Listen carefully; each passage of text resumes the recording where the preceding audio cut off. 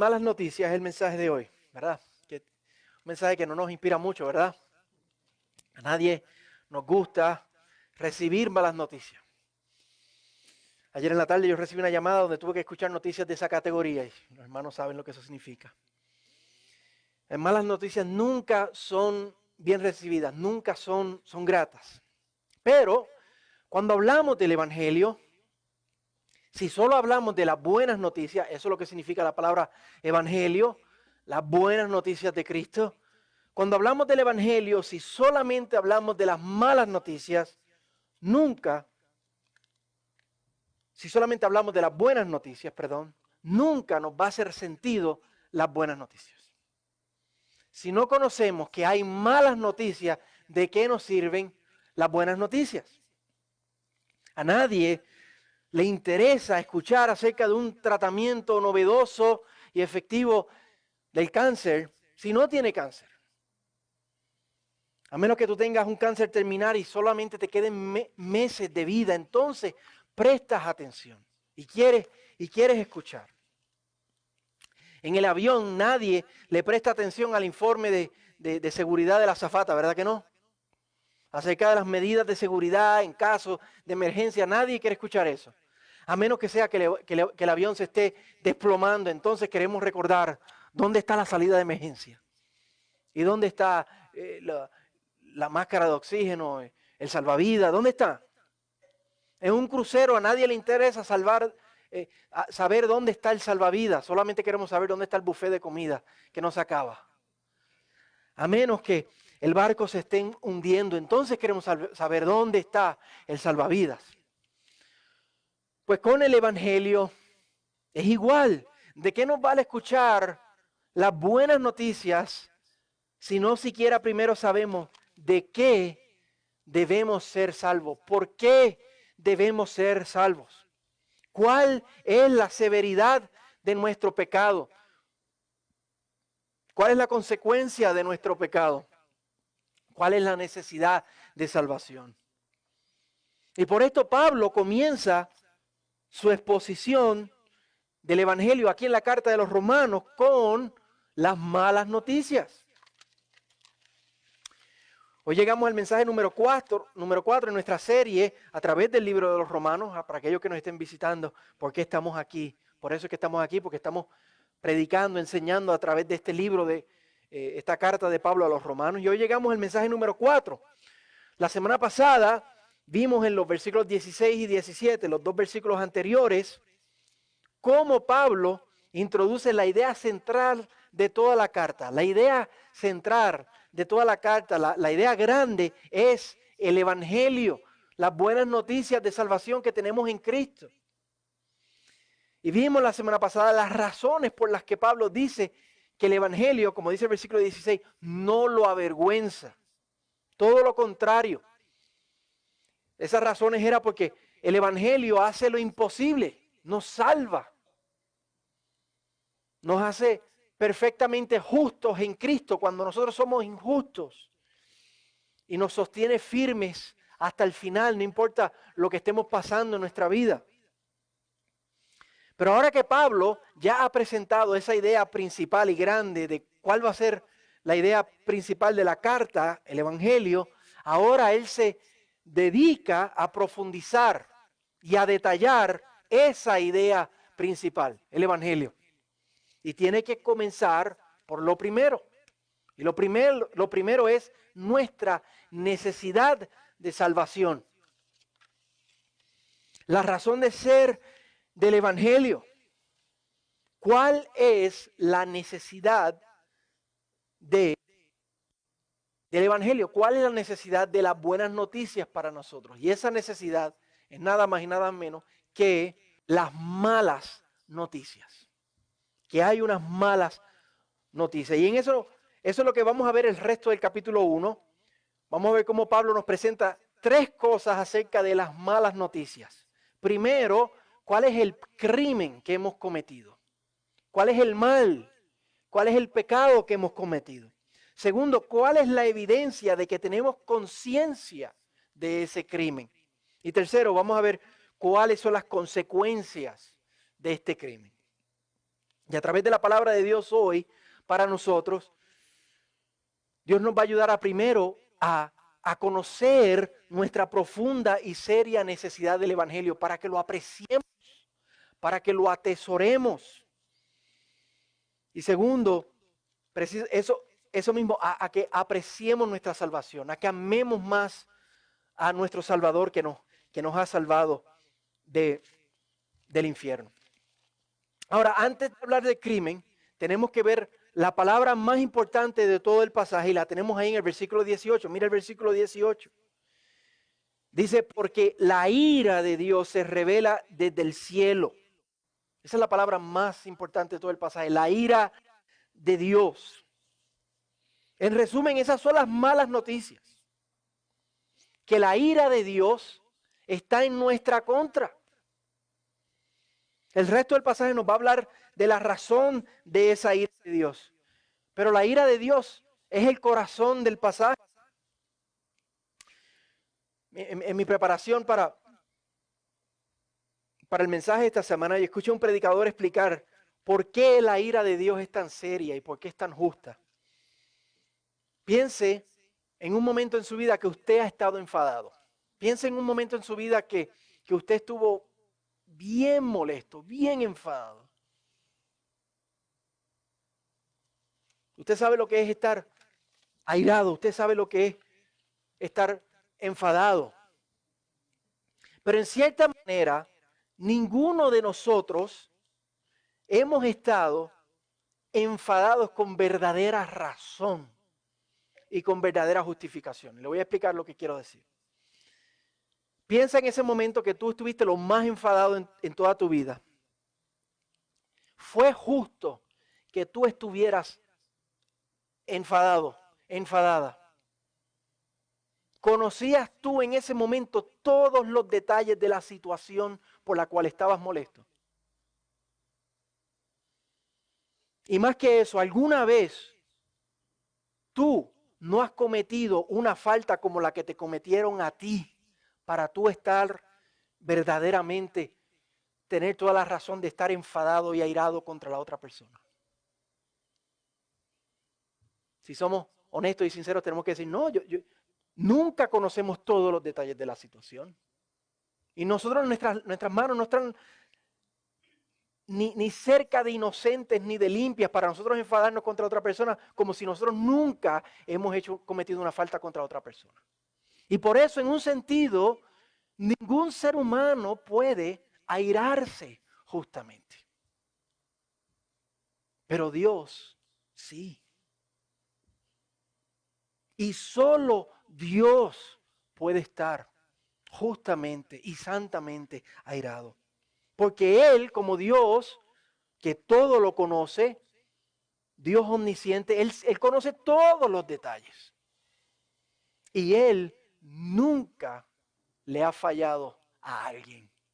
Él nunca ha cometido mal. Solo la ira de Dios es justa.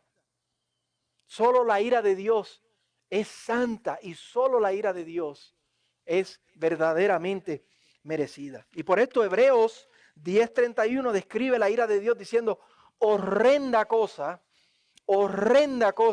es caer en las manos del Dios vivo. Porque su ira es justa, es santa y es merecida. Romanos 2:5 dice, por causa de tu terquedad y de tu corazón no arrepentido, estás acumulando ira para ti, para el día de la ira y de la revelación del justo juicio de Dios, donde Él pagará a cada uno conforme a sus obras. Esas son las malas noticias. La justa y santa y terrible y bien merecida ira de Dios en contra de cada uno de nosotros. Esas son las malas noticias. ¿Pero por qué? ¿Qué hemos hecho? ¿Cuál es el crimen? El verso 18 continúa diciéndonos ese por qué. La segunda parte dice, la ira de Dios se revela desde el cielo contra toda impiedad e injusticia de los hombres. Porque todos hemos cometido impiedad e injusticia. Pero ¿qué es impiedad? ¿Qué es injusticia? Esas son palabras que usted y yo no las usamos todos los domingos. Ni siquiera todos los días, ni siquiera todos los domingos. Impiedad e injusticia. ¿Qué significa exactamente impiedad e injusticia? El resto del pasaje, Pablo nos describe, nos pinta, nos detalla exactamente qué significa impiedad. ¿Qué significa injusticia? Nos describe en detalle cuál es nuestro crimen. Pablo comienza describiéndonos nuestro crimen al final del versículo 18 con una frase bien peculiar. Dice que con injusticia restringen la verdad. Restringir la verdad. Otras versiones dicen detener la verdad.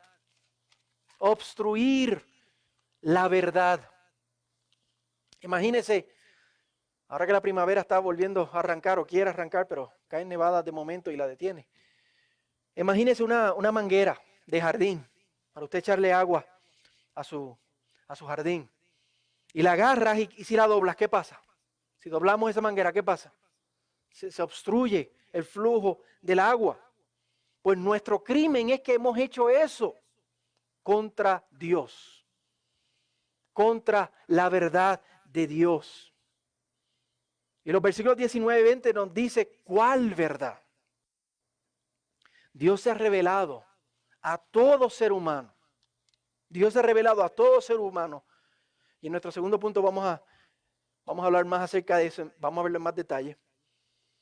Y esa revelación de Dios a todo ser humano, nosotros la hemos restringido, la hemos detenido, la hemos obstruido. Hemos agarrado esa manguera y la hemos pinchado. Y hemos ignorado esa revelación de Dios. ¿Cómo hemos hecho esto? ¿En qué sentido hemos hecho esto? Versículo 21 nos dice, pues aunque conocían a Dios, no lo honraron como a Dios, ni le dieron gracias, sino que se hicieron vanos en sus razonamientos y su necio corazón fue entenebrecido. Esa verdad que Dios nos ha revelado de sí mismo, que Dios se lo ha revelado a todo ser humano, debe causar algo en nosotros, debe provocar algo en nosotros. Nos debe llevar a cada ser humano a hacer algo. ¿Qué? Honrarlo. Como dice ese versículo 21, honrarlo. Agradecerle, darle gracias. Como el creador del universo, como el que nos dio vida. El versículo 25 añade que esa verdad de Dios nos debe llevar a adorarlo. Dice el versículo 25, ellos cambiaron la verdad de Dios por la mentira y adoraron y sirvieron a la criatura en lugar del Creador. Esa revelación de Dios nos debe llevar a adorarlo, a servirle, a rendirle nuestra vida, sin preguntas, sin condiciones, porque Él nos creó. Porque Él merece esa honra, esa gracia. Gracias y esa adoración. El versículo 25 también dice, porque Él es el creador y porque Él es bendito por los siglos. Por Él ser creador, y no hay otro creador, Él es bendito por los siglos. Él tiene una santidad, Él tiene una majestad, Él tiene una dignidad que no se compara absolutamente a nada ni nadie, infinita. Y Él merece eso de nosotros, pero no lo hacemos. Versículo 23 añade, porque Él es el Dios incorruptible, santo, santo, santo. Él es tan precioso, Él es tan poderoso, Él es tan digno, Él es tan majestuoso, que la respuesta apropiada, razonable de nuestras vidas debe ser nosotros vivir postrados en adoración ante Él. Rendir nuestras vidas en alegre obediencia y sumisión a este Creador. Porque Él es santo, porque Él es bendito por todos los siglos. Eso es lo que los ángeles han hecho por siglos. Y todavía hoy claman santo, santo, santo, no como un mero ritual, sino maravillados de la infinita dignidad y gloria y majestad de este Creador bendito por los siglos. Pero ¿qué hemos hecho nosotros? Hemos doblado, hemos pinchado esa manguera, esa revelación.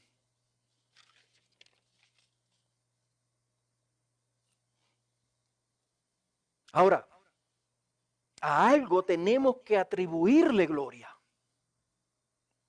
Este universo es demasiado de precioso, es demasiado de maravilloso. Hay demasiado orden y belleza y bondad.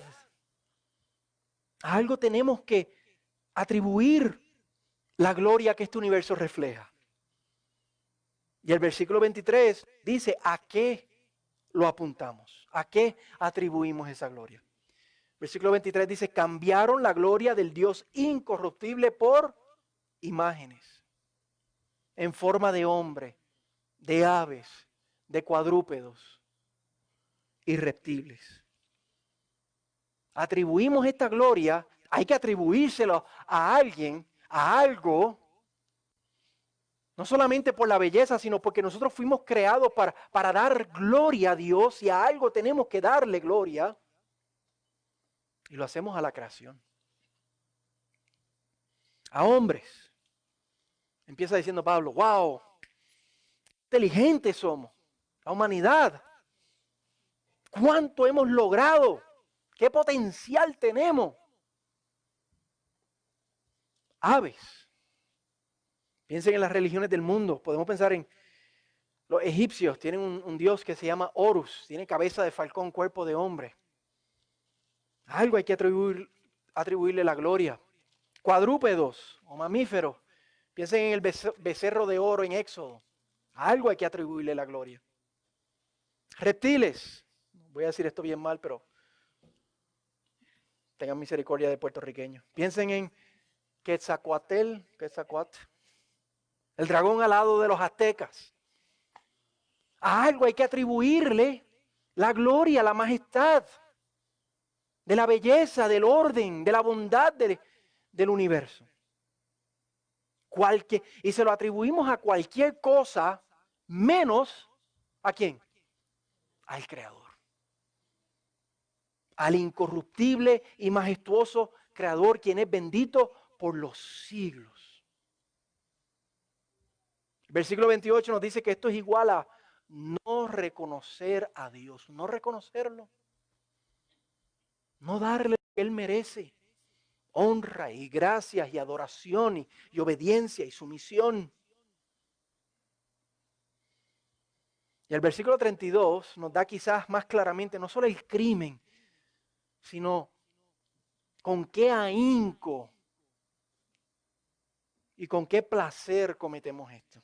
El final del versículo 32 dice que no solo hacemos esto, no solo doblamos la manguera y detenemos la verdad, sino que la hacemos y damos aprobación a otros que lo hacen también.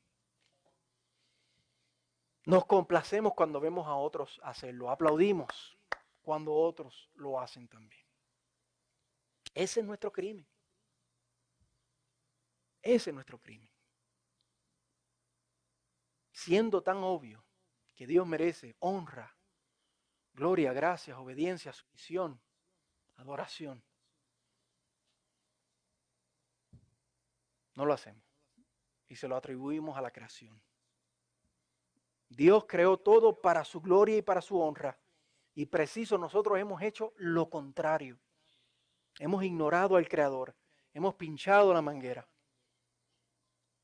Hemos cometido traición a nivel cósmica, traición universal.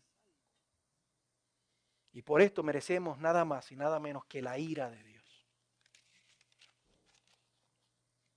Ahora quizás podamos pensar, pero nosotros no hacemos eso a propósito. Si nosotros lo hacemos sin querer, sin conocimiento.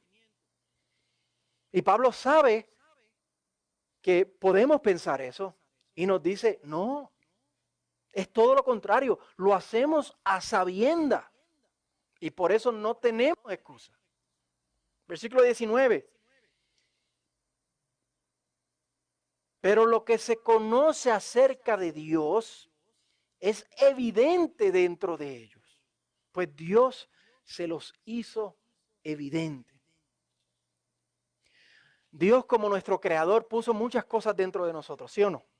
Un corazón, un cerebro, nos dio la capacidad de razonar, la capacidad de sentir, de amarnos, de crear, de inventar, de reproducirnos.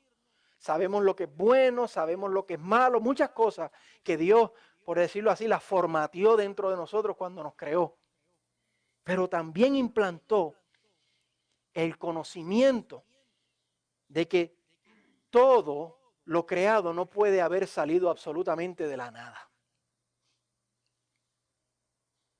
Que tanta belleza, que tanto orden, que tanta bondad en la creación tiene que haber venido de una fuente, de un inteligente creador, bello, ordenado y bueno. Salmo 19, versículo 1 al 4 nos habla de esto. Dice, los cielos proclaman la gloria de Dios y el firmamento anuncia la obra de sus manos. Un día transmite mensaje al otro día y una noche a la otra noche revela sabiduría. No hay mensaje, no se escuchan palabras, no se oye una voz, pero por toda la tierra salió la voz y hasta los confines del mundo sus palabras. Pero ¿qué nosotros hemos hecho con esa revelación del Señor? Hemos pinchado la manguera. El versículo 20 nos explica esto con más detalles. Dice, porque desde la creación del mundo, sus atributos invisibles, su eterno poder, su divinidad, se han visto, ¿qué dice? Con toda claridad, siendo entendidos por medio de lo creado. La creación da testimonio, hermanos. La creación grita que hay un creador.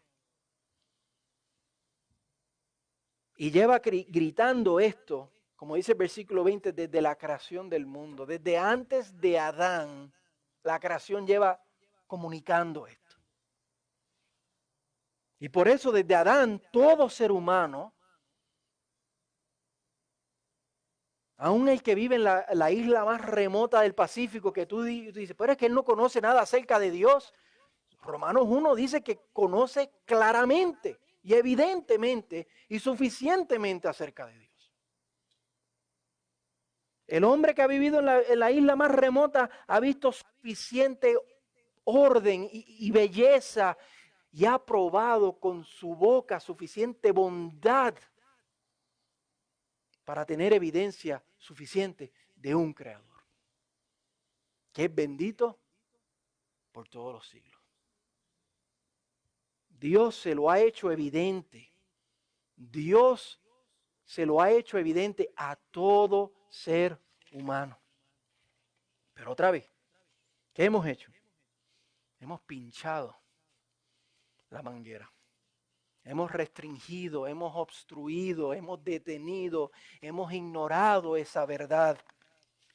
Y encima de eso hemos dicho, no, lo glorioso soy yo. Es algo creado, es la ciencia. Otra vez hemos cometido traición a nivel cósmica. Y por esto merecemos nada más y nada menos que la ira de Dios. ¿Qué consecuencias habrá para esta traición cósmica? ¿Cómo reacciona el bendito Creador al que su creación, creada para su gloria, pinche la manguera y adore a la creación en vez de a Él que es digno? Pues aquí en Romanos 1, Pablo nos revela que hay dos consecuencias. Hay una temporera, hay una presente y hay una eterna. Una es vista en esta vida y otra será vista en la eternidad. En esta vida la consecuencia es que Dios nos entrega y nos abandona a nuestra impiedad. 3 veces Pablo dice en el texto, Dios los entregó. Es un juicio, es un castigo de Dios esa entrega.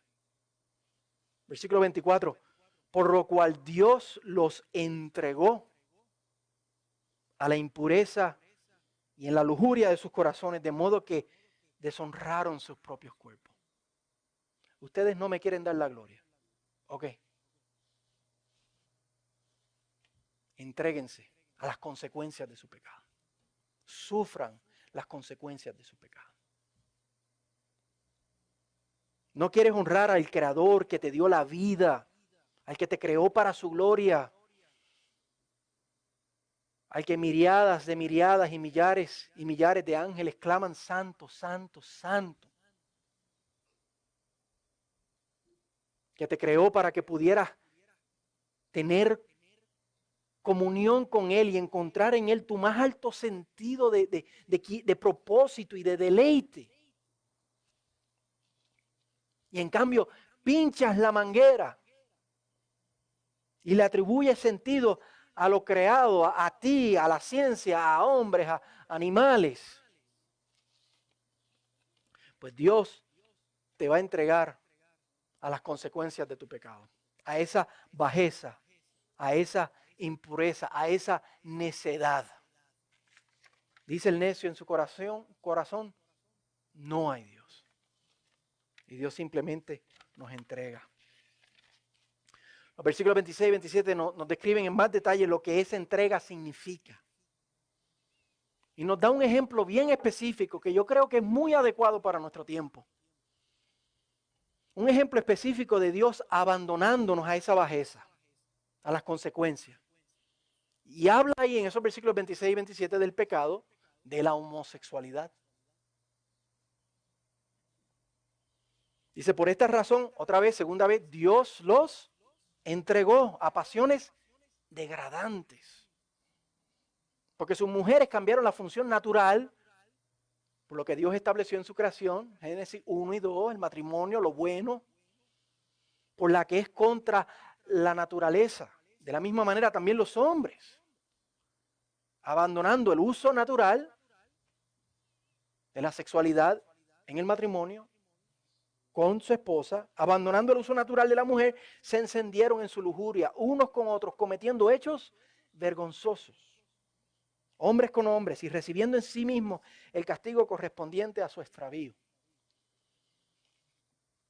Cuando Pablo escribe esto, él está escribiendo la carta ¿a quién? ¿A quién? A los romanos. No le está escribiendo esto a una iglesia en Jerusalén, le está escribiendo esto a la iglesia en Roma. El ambiente cultural en Roma era bien parecido al de nosotros hoy, hermanos. En Roma la homosexualidad era permitida, era hasta celebrada. Varios emperadores practicaban abiertamente la homosexualidad. Y hay evidencia histórica de uno hasta casándose con otro hombre.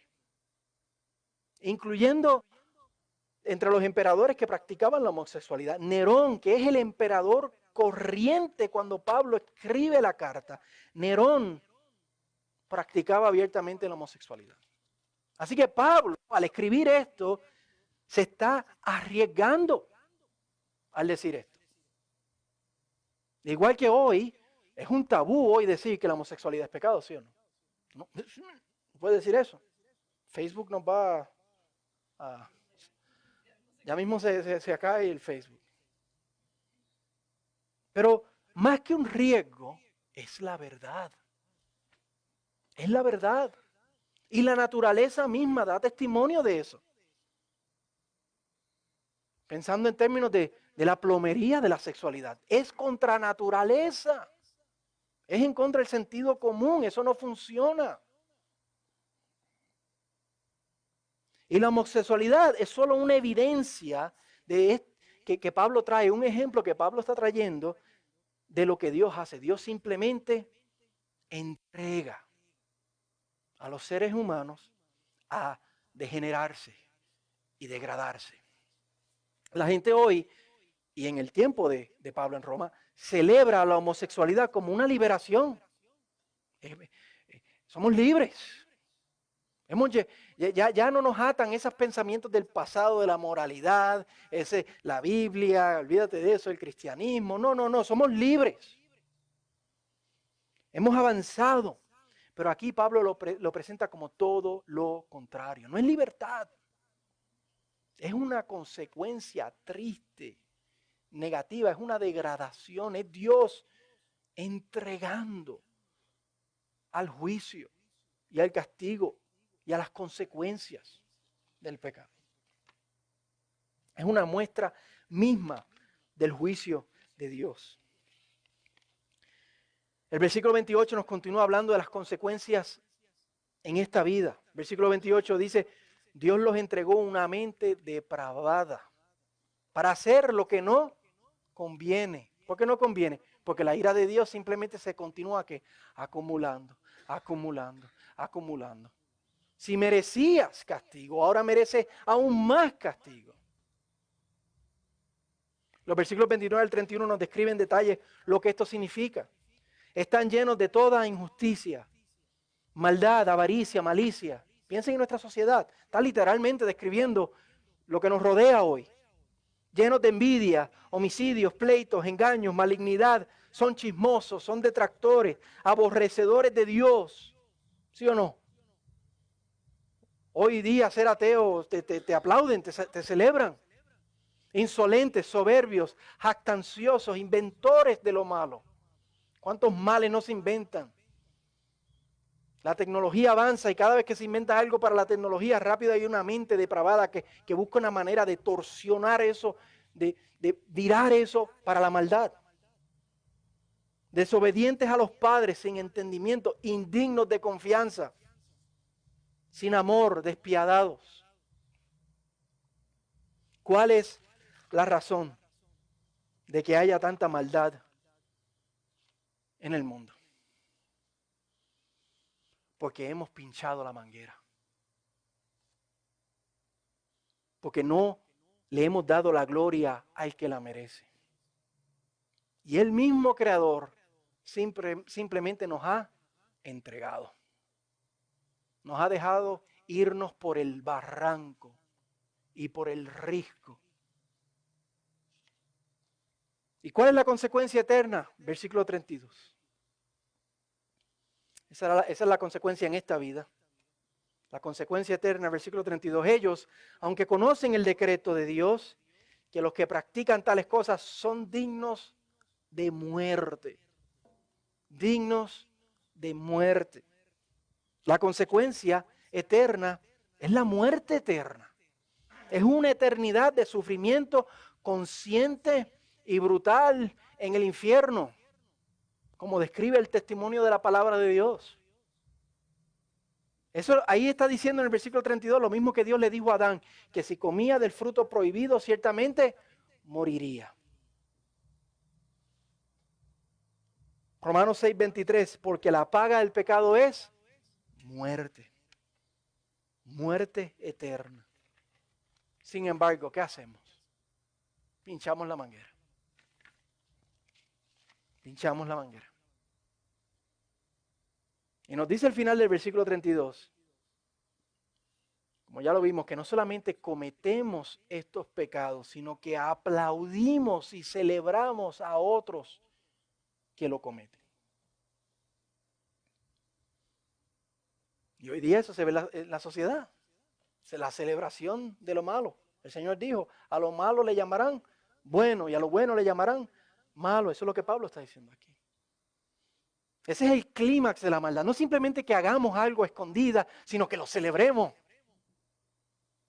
Ese es el clímax de la maldad. Una vez más, cometemos traición a nivel cósmica.